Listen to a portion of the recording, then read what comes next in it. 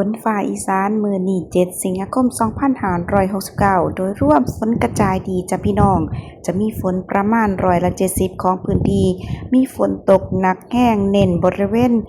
กาฬสินธุ์มุกดาหาร101ยโสธรอำนาจเจริญศรีสะเกษและก็อุบลราชธานี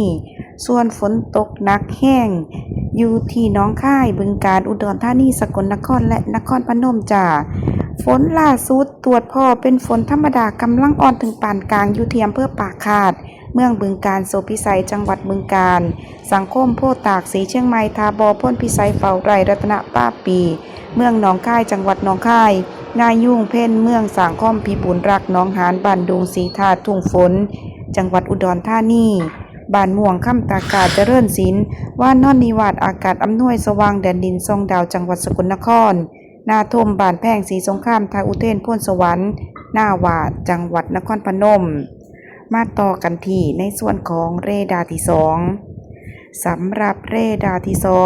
2ฝนที่พ่อจะเป็นฝนอ่อน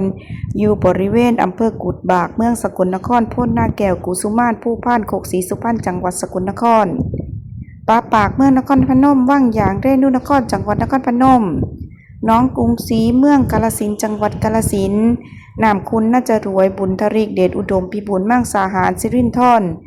สว่างวิรวงศ์ดอนมดแดงวารินช่ำราบหน้าเหยียดจังหวัดอุบลราชธานีจ้ะคอมเมนต์ใดเนาะพี่น้องเนาะแจ้งข่าวกันได้เลยว่าฝนฟ้าเป็นจังไดหลายๆท่านก็มาคอมเมนต์ดีใจหลายๆขอบพระคุณที่แจ้งข่าวสำหรับคลิปนี้แอดมินลาไปแล้วพบกันใหม่คลิปหน้าสวัสดีจ้า